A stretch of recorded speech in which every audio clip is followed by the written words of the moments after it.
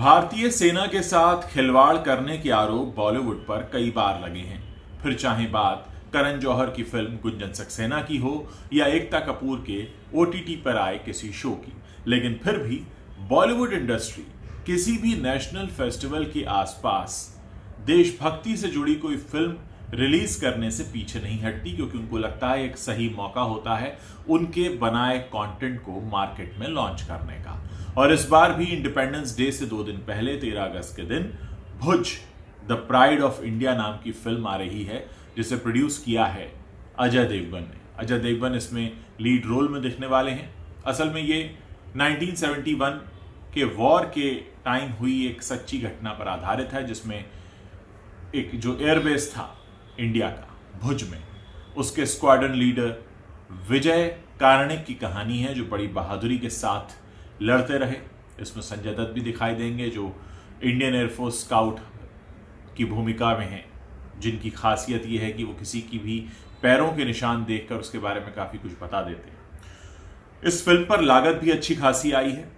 बताया जा रहा है कि करीब 35 करोड़ रुपए इसके वीएफएक्स पर खर्च हो रहे हैं और 20 करोड़ रुपए इसके एक्शन सीक्वेंसेस पे खर्च किए गए हैं, क्योंकि इसमें असली टैंकों का इस्तेमाल है। हालांकि जो टैंक उड़ते हुए दिखेंगे उसके लिए प्रोटोटाइप यूज़ किया गया है, लेकिन बताया जा रहा है कि अच्छी खासी लागत इस फिल्म पर आई है।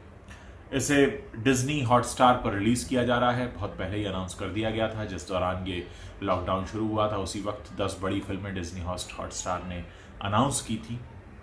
और ये वही प्रेस कॉन्फ्रेंस है जिसमें कुणाल खेमू और विद्युत जम्वाल को नहीं बुलाया गया था, क्योंकि उस वक्त जो 10 बड़े सितारे इसमें आए थे इस प्रेस कॉन्फ्रेंस में, ऑनलाइन प्रेस कॉन्फ्रेंस थी ये, उनको ये लगा था कि ये चेहरे छोटे हैं, तो इसलिए उनको नहीं बुलाया गया था। कुछ बड़े चेहरों को बुलाया गया था।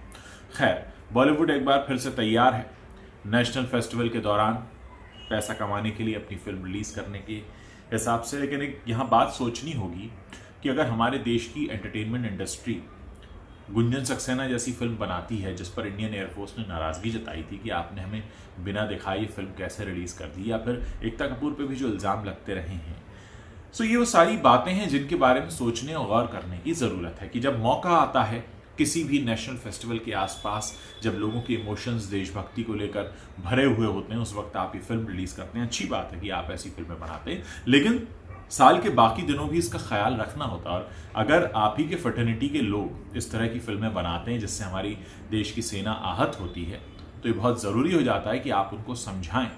तो अजय देवगन जो अपनी फिल्म लेकर आ रहे हैं, वो अपनी फर्टर्निटी के लोगों को ये समझाएं भी कि वो ऐसी फिल्में ना बनाया करें या ऐसा कंटेंट ना बनाएं जिससे कि हमारी जो डिफेंस की जो पूरी टीम्स हैं हमारी, चाहे बात हम एयरफोर्स की करें या भारतीय थल सेना की करें या नौसेना की करें, उनका भी ध्यान रखना ज़रूरी है। अगर आप कोई ऐसा कंटेंट बना रहे हैं जिससे वो आहत होते हैं, तो आपकी पहली जिम्मेदारी है कि पहले तो आप उनसे अप्रूवल लें, क्योंकि ये बहुत ज़रूरी हो जाता है। जब आप भारतीय सेना की कहानी जब दिखाने जा रहे हैं, तो बहुत ज़रूरी होता है कि आपने उनसे अप्रूवल भी लिया हुआ हो।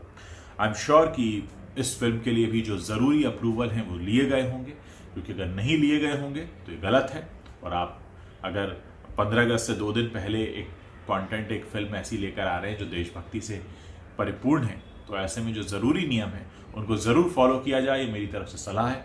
बाकी आप लोग इस पूरे मामले पर अपना क्या कमेंट रखते हैं, मुझे ज़रूर बताइए।